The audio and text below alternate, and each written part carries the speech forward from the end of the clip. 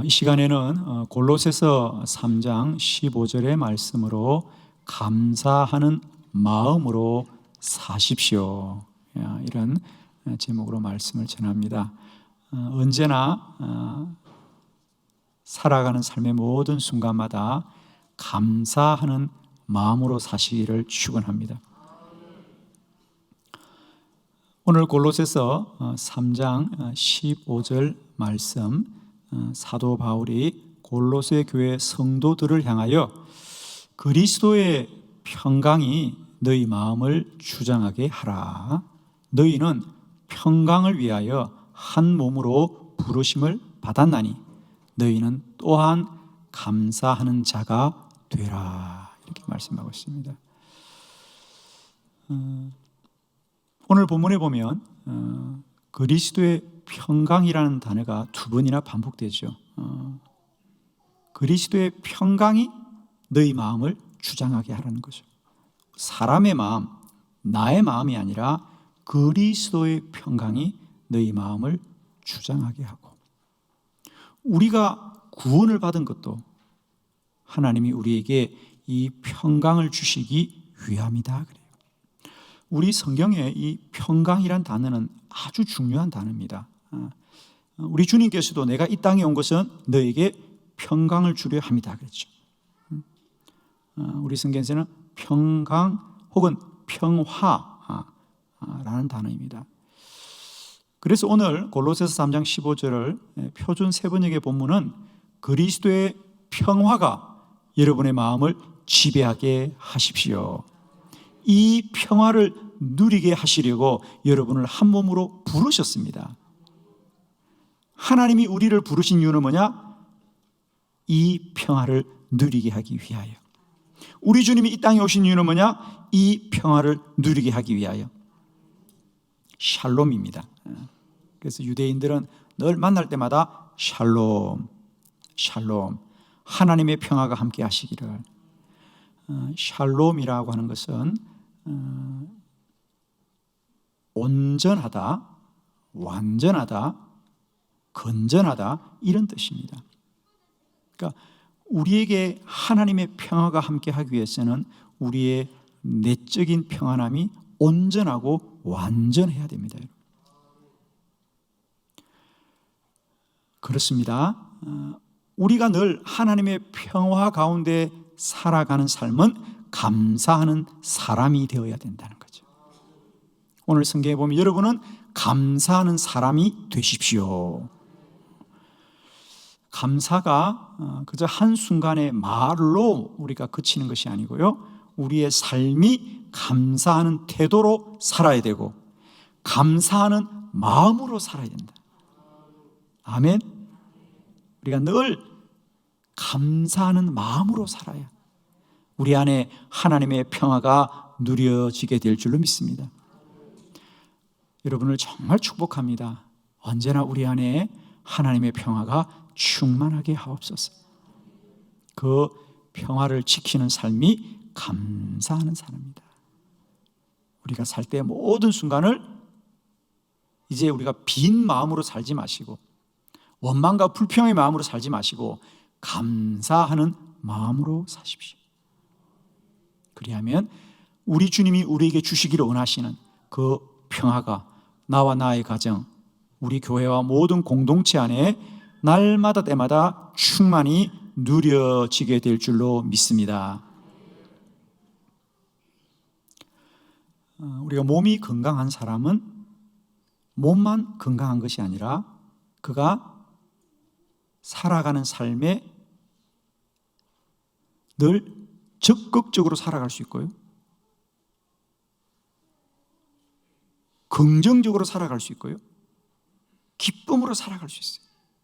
몸이 건강하다는 것은 몸만 건강한 것이 아니라 그 건강한 육체에서부터 행복하고 긍정적이고 적극적인 삶이 나오는 것입니다. 그와 같이 우리가 우리의 삶을 감사함으로 사는 것은 구체적으로 이런 삶의 열매가 나타나게 됩니다. 감사하는 사람은 날마다 때마다 나의 삶을 이렇게 살아갈 것이다. 오늘 5가지 말씀, 감사하는 사람, 감사하는 마음으로 사는 삶은 이렇게 사는 삶입니다. 첫 번째, 자신의 삶을 감사하는 사람은 모든 일에 대하여 고마워합니다. 누가복음 17장 15절로 16절을 교독합니다. 15절, 그 중에 한 사람이 자기가 낳은 것을 보고 큰 소리로 하나님께 영광을 돌리며 돌아와 예수의 발 아래에 엎드려 감사하니 그는 사마리아 사람이라. 아멘. 예수님께 10명의 나병 환자가 나와서 고침을 받았습니다. 돌아갔습니다. 그런데 그 중에 사마리아 사람 한 사람이 예수님께 다시 찾아와 발 아래 엎드려 감사하더라 그랬어요. 똑같이 10사람이 다 고침을 받았고 감사할 일이 있었지만 정작 감사한 사람은 그 중에 한 사람이었더라 그랬습니다. 오늘날도 마찬가지입니다. 우리에게 감사할 일이 없는 사람은 아무도 없습니다. 그러나 그 감사할 일을 알고 고마워하는 사람, 그들은 믿음으로 사는 사람인 줄 믿습니다. 어떤 성경학자가 이 본문을 두고 그러면 왜 나머지 9사람은 감사를 하지 않았을까? 그래서 한 10가지 정도의 이유를 설명해 둔 적이 있습니다. 그분의 책을 보면 왜 똑같이 다 고침을 받았는데 한 사람만 감사하고 나머지 9은 감사하지 않았을까? 첫 번째 이유는 그 9사람은 예수님이 자신들을 고쳐준 것을 당연하게 여겼을 거라고 하는 거죠. 왜?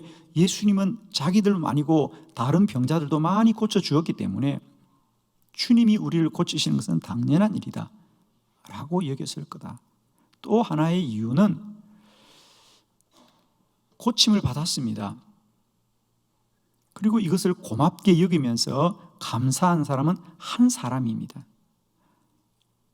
대부분의 9명은 다 그냥 이 일을 지나가는 겁니다. 그러니까 자기들이 생각할 때 저 사람도 그냥 지나가는구나, 저 사람도 그냥 지나가는구나, 이것이 당연한 것이구나. 감사하는 게 당연한데 감사하지 않는 당연한 현실들 때문에 그들이 고마워해야 될 일을 잊고 지나가는 거죠.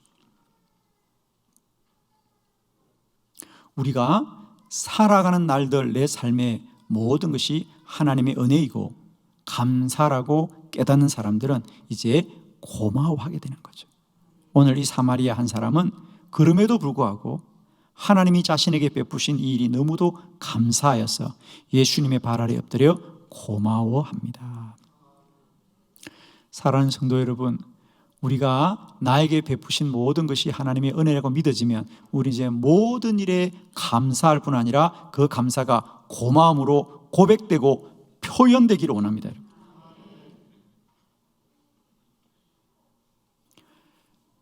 고맙습니다. 고맙습니다. 고맙습니다. 우리가 가족들을 향하여서도 고맙습니다라고 좀 고백하면 좋겠습니다.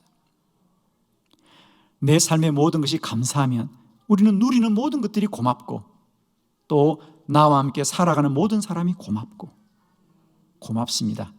할렐루야. 우리 한번 오늘 곁에 함께 예배드리는 분들에게 우리 한번 그렇게 인사합시다. 고맙습니다. 고맙습니다. 고맙습니다. 오늘 이 큰 예배당에 나 혼자만 예배드린다면 얼마나 쓸쓸하겠어요. 그런데 이렇게 많은 우리 성도들이 함께해 주니 고맙고 저는 여러분이 이렇게 함께 참여해 주니 고맙고 다음 주도 고맙고 계속해서 고마울 것입니다. 사랑하는 성도 여러분, 이것이 내가 한 것이 아니라 하나님의 은혜라고 감사가 깨달아지면 우리는 고마움을 표현해야 될 줄 믿습니다. 가족들과 늘 고맙다고 서로 우리 감사하고, 살아가는 모든 날들 속에 함께하는 모든 사람을 향하여 고맙다고 이제 감사함을 표현하는 저와 여러분 되기를 바랍니다. 감사할 일이 없는 사람은 아무도 없습니다. 다만 그 감사할 일을 고맙다고 표현하는 사람이 있고 그냥 지나가는 사람이 있는데 정말 축복합니다, 여러분. 이제는 정말 내 하루의 모든 삶이 감사하면 우리는 그 일을 함께 나누고 있는 우리들의 모든 가족들과 이웃들을 향하여 고맙습니다. 참 고맙습니다. 고맙습니다. 우리 이렇게 함께 고백하면서 우리의 삶이 언제나 주님 안에 평화로 충만하기를 축원합니다. 두 번째, 감사로 사는 사람은 칭찬합니다. 데살로니가 후서 1장 3절로 4절을 교독합니다.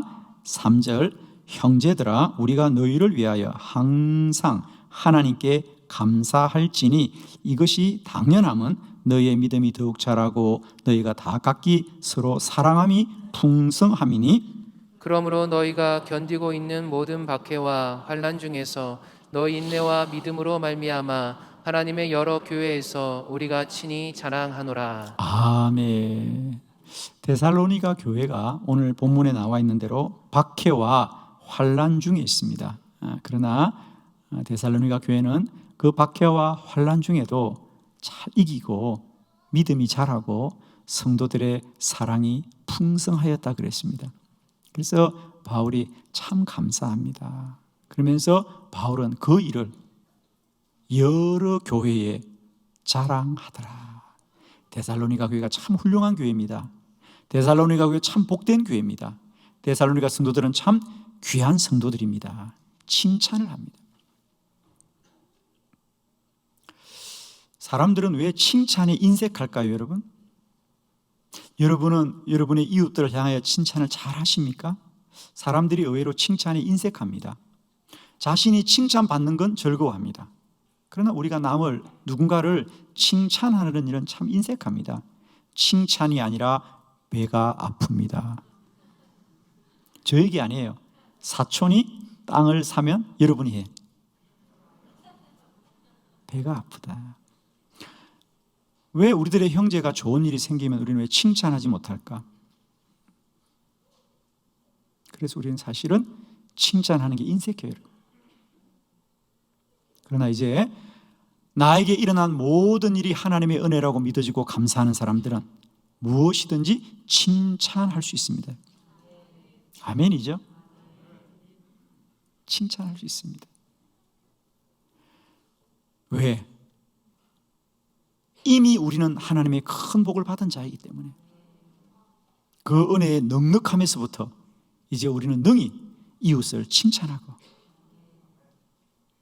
그들을 자랑할 수 있어야 되겠죠. 여러분의 입술을 통하여 많은 사람을 높이고 칭찬할 수 있기를 원합니다, 여러분.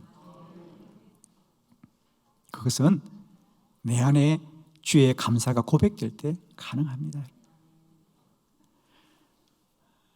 내 안에 은혜가 충만하면 우리는 모든 비교의식을 이길 수 있습니다. 이미 하나님의 큰 은혜를 받았기 때문에 우리는 얼마든지 누구든지 기꺼이 칭찬을 할 수 있어야 됩니다. 여러분 안에 날마다 때마다 우리 이웃들을 칭찬할 수 있기를 원해요, 여러분. 잘했다고 칭찬해주고 훌륭하다고 칭찬해주고 대단하다고 칭찬해 주십시오. 그리하면 여러분의 공동체 안에 하나님의 평화가 충만해질 겁니다. 우리 혼자만 믿음이 좋다고 우리가 평화로울 수가 없습니다. 평화라는 것은 언제나 관계입니다. 우리의 가정이 화목하는 길, 우리의 교회가 화목하는 길, 우리 공동체가 화목하는 길은 서로가 서로를 높여주고 칭찬하는 것입니다. 그럴 때 우리 안에 하나님의 평화가 충만하고 그 평화가 누려지게 될 줄로 믿습니다.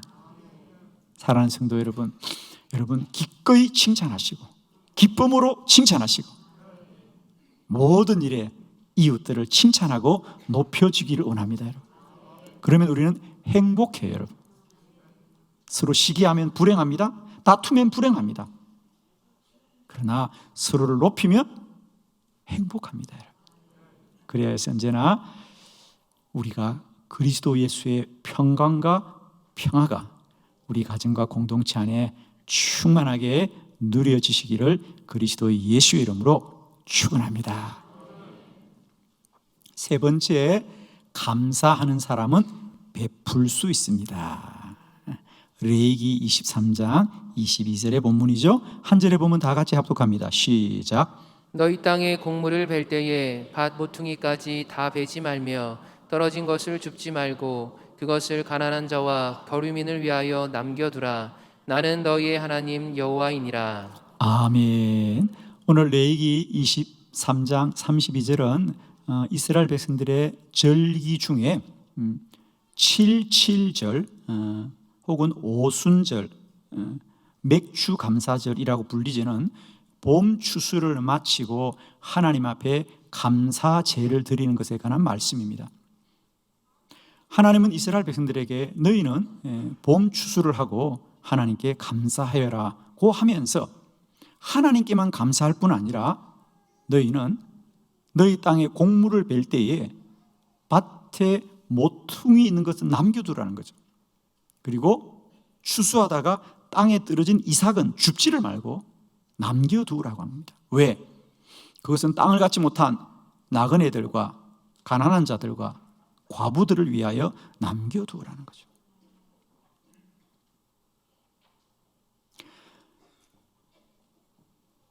이 땅에 하나님이 이렇게 많은 식물을 자라게 하고 나에게 추수한 것이 하나님의 전적인 은혜라고 깨달아지고 감사하면 너희는 베풀어라. 사랑하는 성도 여러분, 많은 것을 가진 사람이 베풀지 않습니다. 아무리 작은 것일지라도 가진 그것이 나의 것이 아니라 하나님이 주신 거라고 믿어지면 베풀 수 있는 거죠.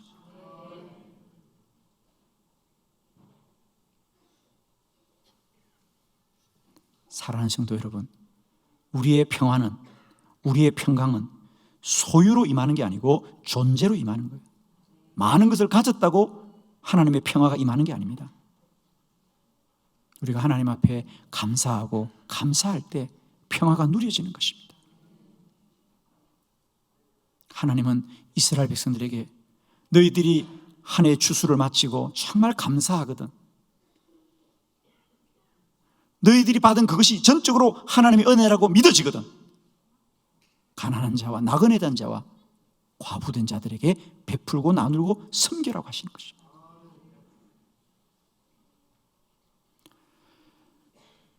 감사로 사는 사람은 베푸는 삶이다, 나누는 삶이다, 섬기는 삶이다.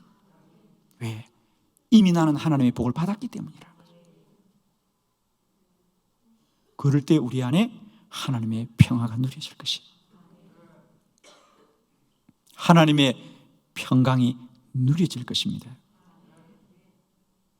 베푸는 자가 행복합니다. 섬기는 자가 행복합니다.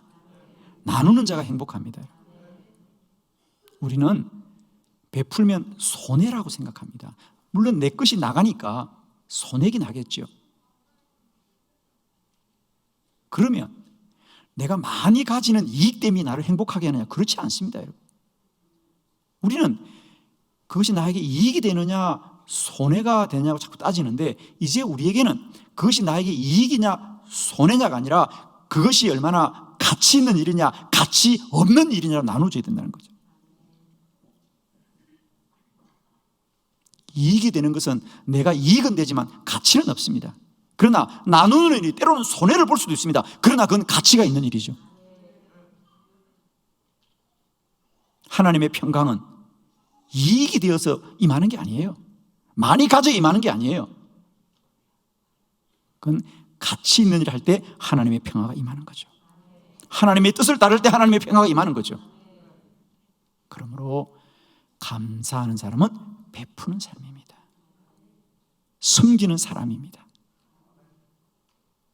하나님이 사랑하는 그의 백성들을 우리가 섬기고 베풀 때 하나님이 우리에게 기쁨을 주시고 주의 평강을 넘치게 부어주실 줄 믿습니다.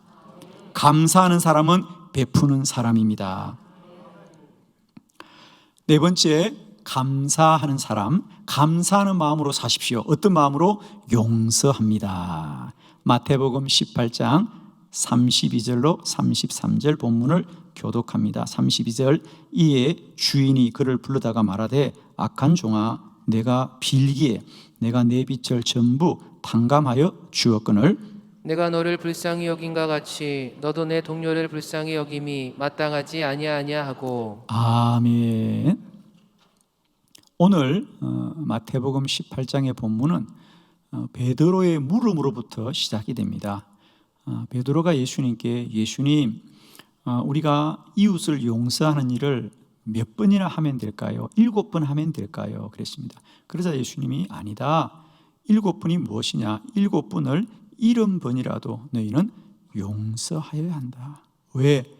이미 너희가 하나님으로부터 용서받았기 때문이라는 거죠. 그러면서 예수님이 한 비유를 그들에게 말씀하시기를, 한 나라에 임금이 있고 종이 있는데 종이 임금에게 10,000달란트의 빚을 졌습니다. 갚을 길이 없습니다. 옥을 가야 합니다.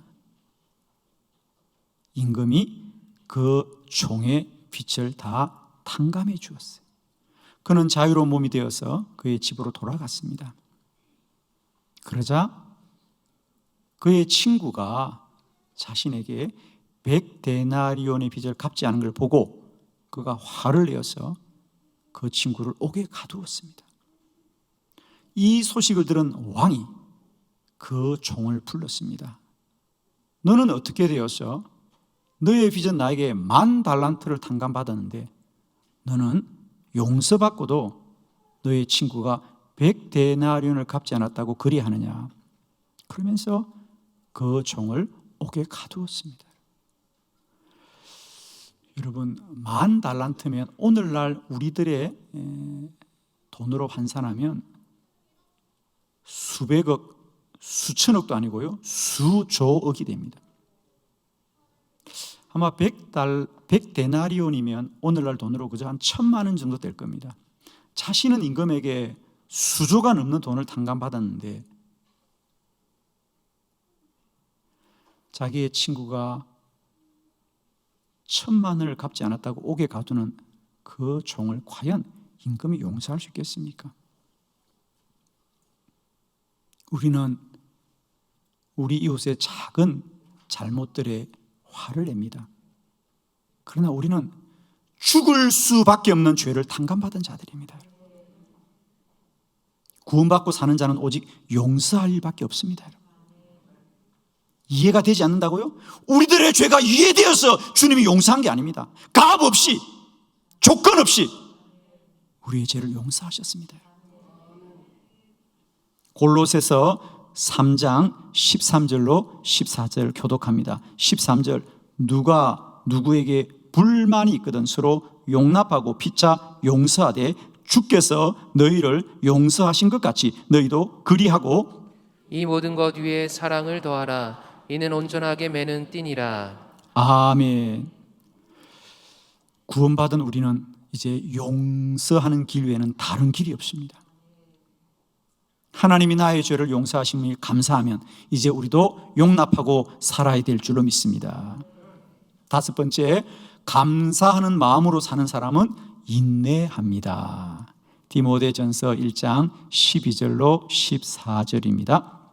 12절, 나를 능하게 하신 그리스도 예수 우리 주께 내가 감사함은 나를 충성되이 여겨 내게 직분을 맡기심이니 내가 전에는 비방자요 박해자요 폭행자였으나 도리어 긍휼을 입은 것은 내가 믿지 아니할 때에 알지 못하고 행하였음이라. 우리 주의 은혜가 그리스도 예수 안에 있는 믿음과 사랑과 함께 넘치도록 풍성하였도다. 아멘. 오늘 사도 바울은 나에게 직분을 주신 나의 하나님께 감사합니다. 감사합니다. 그러나 그때 바울이 감사한 것은 옥에 있을 때입니다. 어찌하여 복음을 전하다 옥에 갇혀 있는데 하나님께 감사할까? 오늘 바울의 고백은 이렇습니다. 13절, 내가 전에 비방자요, 박해자요, 폭행자였습니다. 내가 주님을 향하여 비방을 하고 박해를 하고 폭행을 한 자인데 오히려 주님은 이런 나를 충성되게 여겨 직분을 주셨으니 나는 이 직분을 감당하는 길에 어떤 고난을 당하여도 나는 감사할 뿐이에요. 내가 복음을 전하면서 맞는 매가 아무리 아플 것이고 옥의 갇힘이 아무리 고통스러울지라도 나를 충성되게 여겨서 나에게 직분을 주인 주의 은혜에 비교하면 아무것도 아닙니다. 하나님의 은혜를 감사하는 자는 모든 고난을 인내하게 됩니다. 사도 바울이 순교하기까지 그 고난을 이겼던 것은 그가 복음을 전하는 일에 대한 투철한 사명감이 있어서가 아니에요. 내가 주의 복음을 잘 전해야 되겠다는 사명감 때문에 고난을 이긴 것이 아니라 주님이 베푸신 은혜가 감사하였어. 그런 모든 고난을 이긴 줄로 믿습니다. 사랑하는 성도 여러분, 오늘 하루하루의 내 고난이 아무리 힘들더라도 이미 과거에 우리가 구원받은 은혜에 비교하면 오늘 내가 감당해야 될 고난은 아무것도 아닙니다. 앞으로 하나님이 복을 주기 때문에 감당한다고 천만의 말씀에 이미 우리는 세상의 그 어떤 것으로 대신할 수 없는 구원이란 가장 큰 복을 받았어요. 이미 받은 은혜가 오늘 나의 고난도 능히 이길 것이고 내일 나의 고난도 이길 것이고 앞으로 어떤 고난이 온다 할지라도 내가 받은 이 은혜는 그 무엇으로도 빼앗길 수 없을 것입니다. 사랑하는 성도 여러분,